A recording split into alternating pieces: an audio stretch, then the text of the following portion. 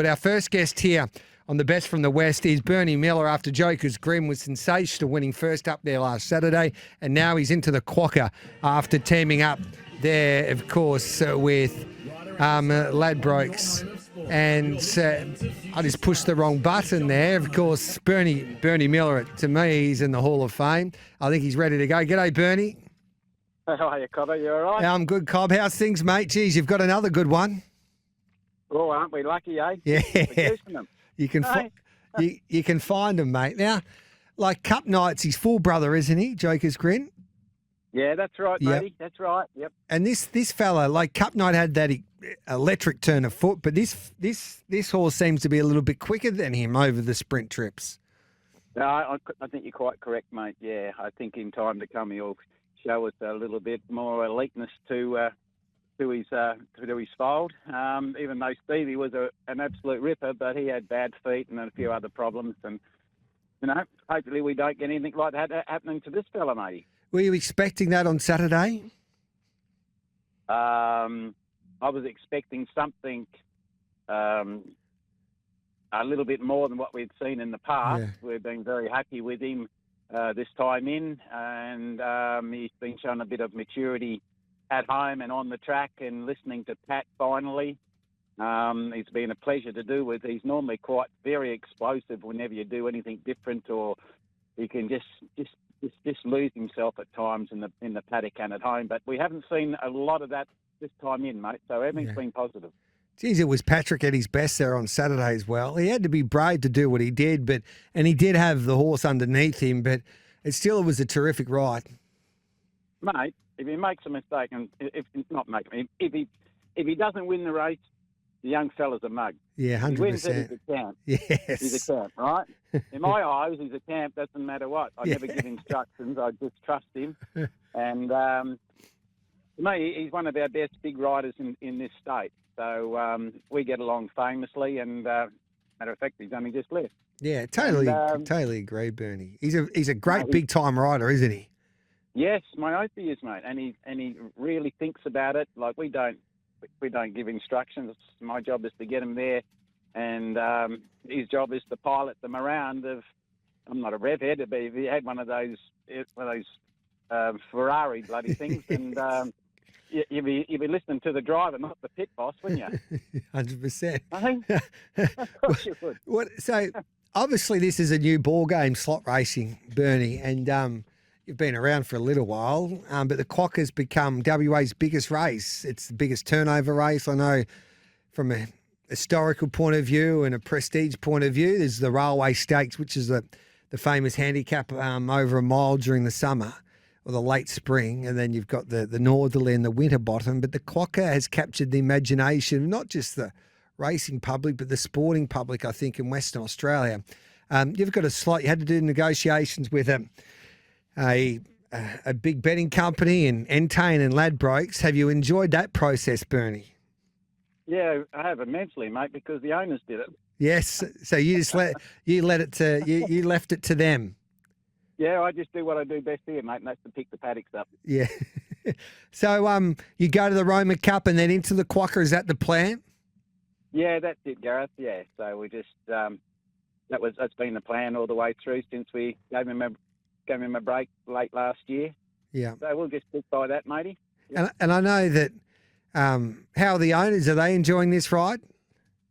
Yeah. You'd have to be, wouldn't you? Yeah. You know, like it's all new to them as well, so they're a little bit on the anxiety and nervy side, just like we are too. You know, we want to be fruitful and things happen for us. You know, he's going to start getting a bold following this little bloke. So we wanted to work for the punter and the racing people that start, he'll bring people to the races. Yeah, 100%. Entain do a wonderful job with their content, Bernie. I don't know if you've been on social media, but they do capture the moment beautifully.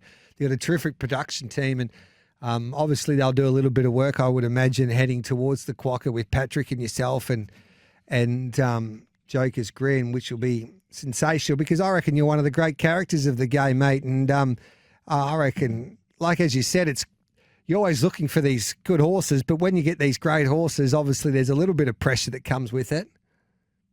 Yeah, it's a terrible problem to have. But, no, we've just been lucky. And when we had to retire Stevie, I thought, oh well, that's my ball game. You know, I've been gifted one beautiful horse like that, and next thing you know, this bloke comes along, and the good story of it is, mate, there's a full sister out in the paddock with the mum, and you know she'll get weaned shortly, and off we go again, hopefully. Can we get into her, Bernie? Oh, of course you can. Yeah. Well, you better lock us in 5%. She's been some brood mare. And then just back to Joker's Grin, do you think how much improvement in him now heading towards the Quokka? Well, mate, on Saturday, when they interviewed me, young Amelia interviewed me, I said, mate, he's still got a bit of belly underneath, you know? Yeah.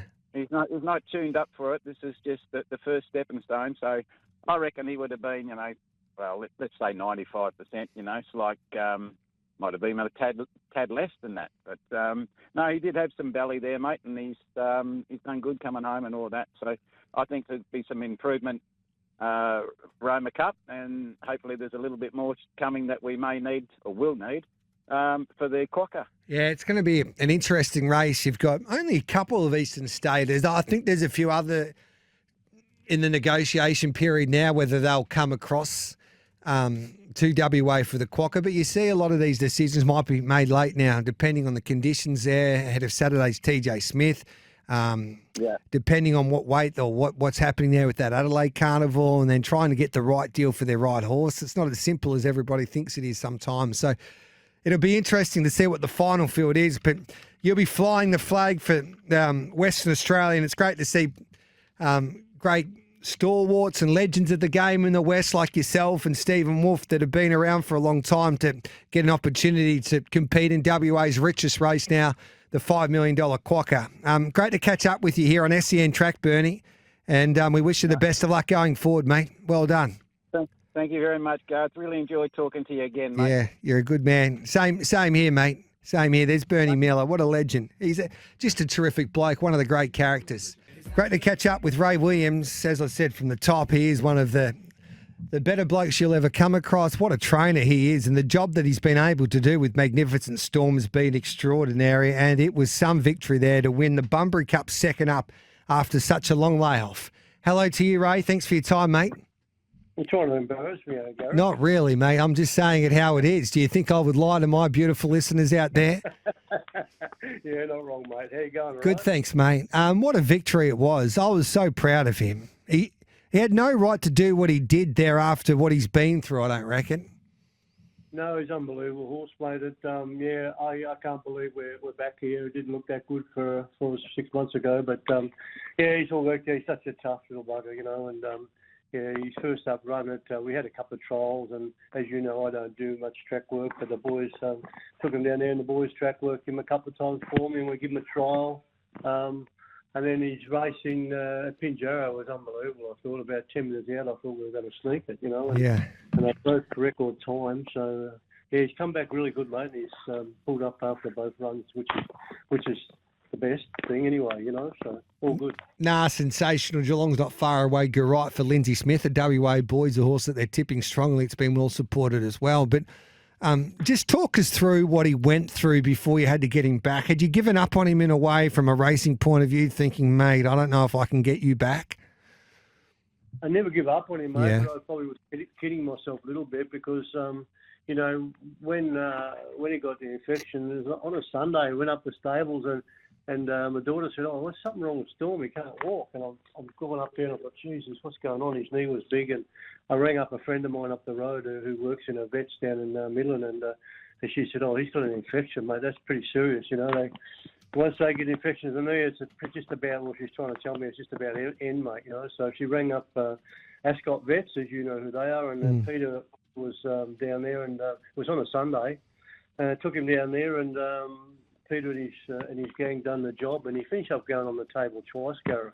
You know, they got him operated the first time, and then we thought we were right, and then a few days later he rang and said, oh, mate, we've had to put that horse under again, you know. So, it wasn't looking that good then, but they seemed to be happy. As they went on, they seemed to be happy that eventually you know, everything was going the right way, all the infections, all the results were coming out good, to the stage where after about a month I had to take him home and just put him in a smaller yard, and which I did, and was there for a month or so, driving me mad because he was really feeling good, And anyway, Peter said I'll come up and have a look at him, and because I had to do a bit of exercises and that for him, and when he came up, he said, I reckon he's ready to go to the paddock now, mate, which was a good thought. And so we're on to Robbie and took him down to Robbie's place, and Robbie had him down there for a couple of weeks, and Robbie said, mate, I've got to get rid of this horse. He's driving me mad. He's going mad, So he took him down to Trevor's, and there was still a bit to do, which was no one's fault, but just probably him and the knee, and they down to Trevor's. He's down to Trevor's for about probably 6 or 8 weeks. And Trevor done his work, what he has to do with him, and all the gang were looking after him down there. He's a good patient, and after about 6 or 8 weeks down there, they said he can come home, but you've got to go really soft with him, which we did, So we brought him home, and I think I said that I was about 17 or 18 weeks in work last week, and I just took him over the track and my place, and I just lightly and just walked him and jogged him slowly, and done that for probably the best part of a month, I reckon. And then he started to get well, started to jog good, and I kept checking him and looking at him and feeling him, and he's I thought he's pretty good at the moment. His knee's good. There's no difference between the both of them, and the way he's jogging was good, and got to the stage where we started cantering, and then done that for a little while, longer than we normally do, then got into the galloping stage, and from there he just kept on coming, mate, and once I got him to the stage where I thought he's getting pretty close, that's when I took him down to the boys to see what they thought, and I say boys, but Dylan and Aiden was him, and he and Dylan actually they give him a hobble run with a galloping pacemaker at Pinjarra, and he said, mate, he's going good. He feels good. He's not naturally not ready yet, but so we fiddled around like that for a few weeks, and finally got him into a trial down there, and Aiden come in and said, mate, he's pretty good, but he's got a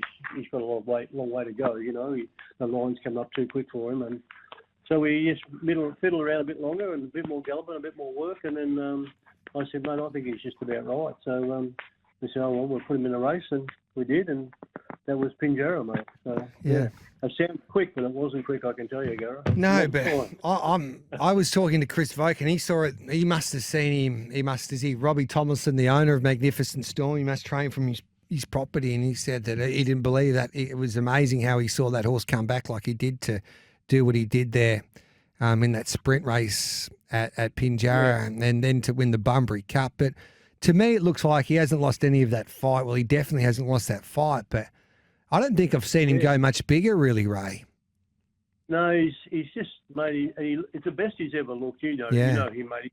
He's not the best looking, he's not the best looking cook in the jar, but it's just, I always say, he reminds me a bit of, and I didn't go for his perfect, he's a bit of a Jack Shooty. I thought he's just a little barrel, but and it's always hard to see if you got him right, because you look at him and he always looks fat, but you try and you go and you feel him on his body and everything. It's like trying to pinch a bit of concrete. He's really good, but no, he's really come on, and as I said, he needed that run on Pinjarra, which really you say he needed that run, but he couldn't have done any better than he done. Like, he let him up, and they went that time, and he was there within the shadows of the post, and he got over that pretty good, and then went to Bunbury, and he got over Bunbury real good. He went terrific at Bunbury. I couldn't believe it. He was sensational.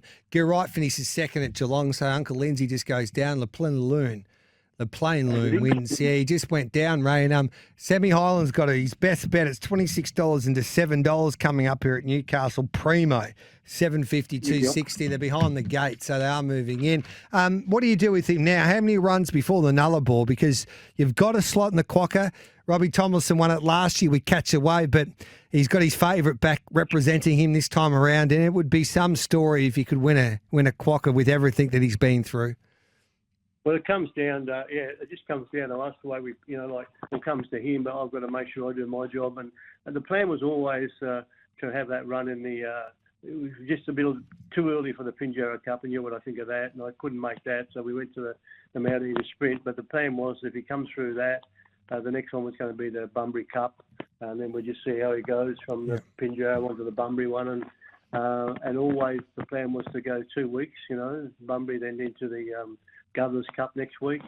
And I did say to Aidan on Saturday, mate, you just let me know how he feels in the Bunbury in the Governor's Cup, and he said, well, so I know what he's like at home, but I need you to just have a feel and tell me if you reckon he needs another run. We'll give him one. Hopefully we don't have to. Hopefully we can go from the Governor's Cup straight to the Nullarbor. That's the plan. Well, that's always been the plan. So, he doesn't need. Once he's fit, he doesn't need a lot more, But then in saying that, it's a big race, so I'll take my hat off and just let them tell me after Governor's Cup, mate. So it's some race, mate. You got Swayze, the Inter-Dominion winner and the Miracle Mile winner, Don Hugo. He's going to come from New Zealand. But he'll be in town. Catch a Wave's a sensational horse. He went the best I've nearly seen him go at Geelong, albeit in a lower class race. But he went 53 and change around off the fence around that track, which is unheard of. And then the locals, Minstrel, your horse, Mr. Smarty will appreciate that run, I would imagine. So Gloucester Park, 800-metre track at the Coliseum with this much prize money up for grabs. It doesn't get any better, eh? You want some luck in it, don't you? Yeah, bloody oath. Really nice horses coming through there, mate. And then, as you say, the ones from over east are coming. And, don't forget Catch a Wave, how he won last year, So he's the one, And as you know, half-mile track is a bit, you rely a fair bit on luck and draws a bit. So anyway, all we can do is try and get him right and have him right for there, mate. But I'll know more after next Friday week, so he'll go in the Governor's Cup and hopefully, it's not set in stone, but hopefully that's enough for him that he can go straight into that, people might think, it's not enough, but it is enough for him, So, no, take that out of my hands and leave that day. I love it, mate. You got so many great stories. Your story, I reckon, with Magnificent Storm, with what Robbie's been through and the horse and yourself, Ray. I think it's a great story if he can get the job done. You got the cockiness. I reckon he's got a healthy ego. Jason Grimson, he's got this belief in himself and his horse that he can beat anyone. He's not scared of anyone. Don Hugo, Luke McCarthy, the best big-time driver in the game. Hall Senior, Bond. There's so many great chances. It's not going to be easy, mate. Don't tell me this horse might win if Hawksies. No, I don't think they. Oh, well, at $26. No, it's just going to miss out. It's going to run fourth. Oh, third, fourth. No, fourth. But it'll be a race and a half, Ray. And you've got some unfinished business, I reckon.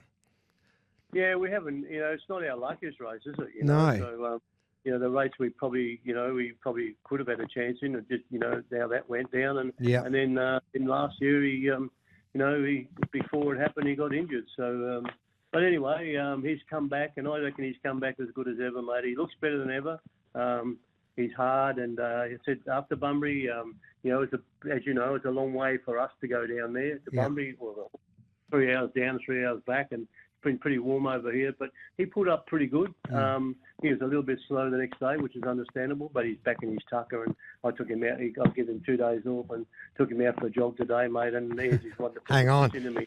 So he's good. So, and Grant's going well. Grant and Alana, they're flying. What a season they've had. They've had a beauty, haven't they? Yeah. So they've had a real good season. They've got some nice young horses coming through and some nice old horses there. And I think they're working about 50 of them, mate, which as you know, that's not for them, But in saying that, they've got horses being, worked up and whatever. But they're having a good run, mate. So, I've been sworn to secrecy as well. I reckon they've got a big announcement with one of their horses for one of the slot races. So I won't give it away just yet, but it's not far away, which is terrific for them, Ray. Yeah. Not like me to go ahead with the story without I'm not allowed to, but I won't, Raymond. How's Dot going? How's Dot? Your beautiful wife, my favourite. Yeah, she's in the car listening to you. G'day, Dot. She would have been proud with Magnificent Storm. Yeah, and you can imagine, me. Yes. What do you reckon she's been doing? And Tanya, beautiful granddaughter, I don't think we're going to see her driving horses, unfortunately, they tell me. I doubt you can see her riding, mate. No. You might. Might be playing. Yeah, I reckon she'll be taking over Grant and Alana's job, mate, Yeah. Should be. But anyway, they're young and you don't know. No. We can always say they're going to go there, but I think she can sit back and realise how hard it is with mum and dad. So Yeah. it'll be interesting to see how that plans out. All right, mate. It's a bloody pleasure to catch up with you. Say good day to Dot, and well done with Magnificent Storm. Win, lose or draw, mate. You should be so proud of what you've been able to achieve with him as you head towards the Quokka. Hopefully get a bit of luck in that big race. Aidan can give him a wonderful drive. He loves that horse, I think, Aidan, too. You love like that. They go to war. They go to battle, those two. So bring on the Quokka. Yeah. He doesn't like nothing when he's schooled. No, he doesn't. Yeah. Takes no prisoners either, Aidan. Thanks, mate. Good on you. Thanks, Ray. Appreciate that. There's Ray Williams. Great trainer, better bloke, and he's got a good horse, a Magnificent Storm, who, as you just heard that story, he's been through a lot, but boy, he can run. Mail is that they're trying to get that coverage of the Nullarbor on 7+. That would be something else. Maybe Junior could host, Gary Hill Jr. and drive in a race like the Nullarbor. The champ joins us now. G'day, Junior. Settle down. G'day. You can do everything. Last at Rose Hill's not far away. It's been a wonderful day of racing there. Semi-Highland likes Rhapsody Chick. It's been easy in the market. Well Time's been well supported. Bojangles with Tab Tats for Kimmy War at $6.50. Nails Murphy, bit of a push for him today. First up at $15, and Thunderlips is at $9 for Bjorn Baker. Greenfly given a hope there at $8, and Kaboo at $7.50. But tough race to conclude the program at Rose Hill on Tancred Stakes Day. Hey, Junior, what'd you make of Mr. Smarty first up? We just had Ray Williams on the show.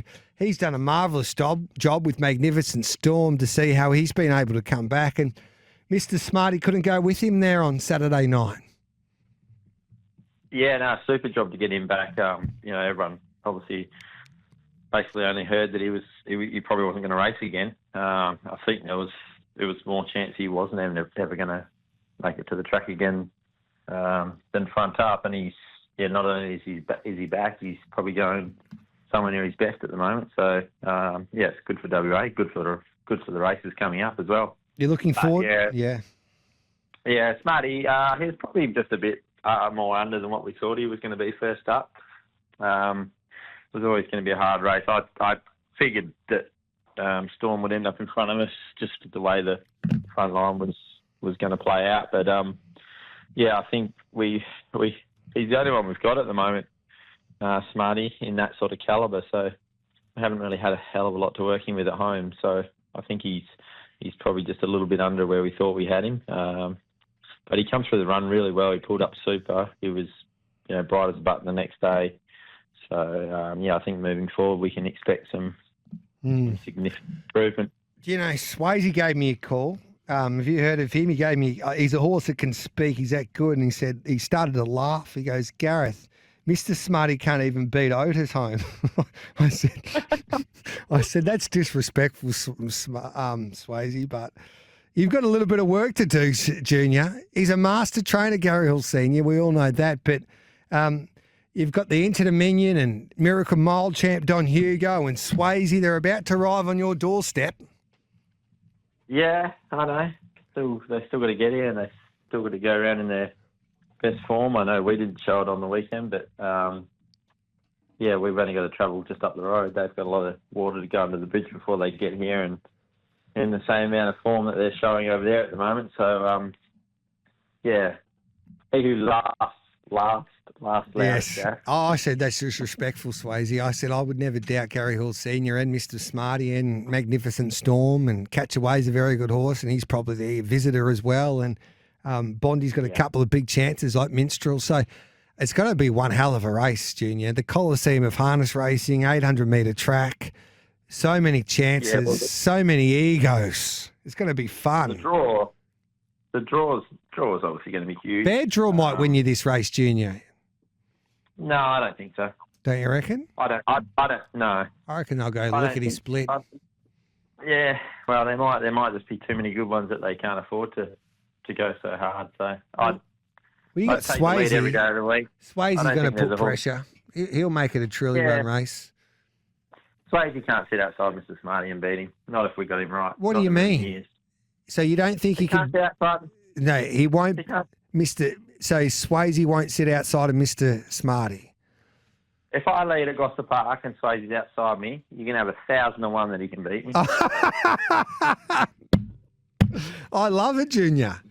He might get us. He might get us both beat. No, well, I'll have to if you give me 1,000 to 1, I'll have $1 on that. It'll be a great race because Swayze will go to war. That's the only way he knows.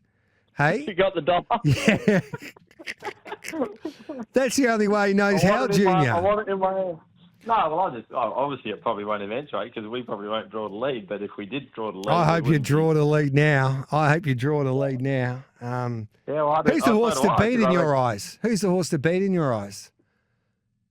Oh, well, if Don Hugo leads, how are they going to beat him? That's a good point. If Minstrel leads, they probably can't beat him. How many WA Pacing Cups when it's been great fields like this and you've seen the leader get beat after doing too much work? Yeah, different though. I think these horses are probably going to be whichever one does draw the lead or whoever leads. It's probably going to draw close enough that it's not going to do that much to lead, is it? Really? No. Maybe, If Swayze I don't know. If Swayze draws the pole or something like that, it'll be interesting to see what happens. Well, he just gets crossed, doesn't he? Yeah. He can't hold up on the Eastern States tracks. He's definitely not holding up over here. He'll get crossed twice over here because the inside's terrible. Well, he could have led. Trying to get out the gate. He could have led the other day, unless it was for like he held Don Hugo out at the start in the Miracle Mile. So, I think he's got better gate speed than you think he's got, to tell you the truth. But yeah, no doubt. They've Yeah. not many. There's not many free-for horses that just walk out. But I mean, yeah, Barrier 1 at Gloucester Park's pretty hard to hold up from if you've got really fast beginners out wide. do you have a winner for us tonight, Junior? Yeah, I think Blame It on the Night will win. All right. Well, I've blamed it on the night a few occasions. Blame it on everyone, don't we? Ourselves. Hey, I tell you what, in the the Sandgroper, I just had a chat to Jason Thompson. He didn't want to confirm it, but we can basically, it's more likely than unlikely that Explicit, the champ, I don't know what price we're getting. He'll be going and representing Jason Thompson in the Sandgroper. I don't think they'll see which way he goes. He won the Everest, not the Everest, the Phoenix and the Melbourne Cup of the dogs. And if he turns up, what dog are you talking about? Explicit. Oh, Explicit, yeah. He's a star. He's the mighty queen of greyhound racing. What price are we getting? Just Probably earned more than the Mighty Queen now. They race for that much. Yeah, they do. I don't know how much money he's earned, but he's come out of retirement because Jason Thompson said, well, he was bored. He's at $4 Explicit. That's a great bet. Hey, Junior, go and get him tonight. We appreciate it, and we'll be putting that up on our social media platforms. Swayze's 1,000 to 1 to sit outside of me in a quokka with Mr. Smarty. I love it. You said it. You said it. You said it. I didn't wind you up. I'm just telling you the facts. Good luck, Junior. Thanks, mate. There's a great man, Gary Hall Jr.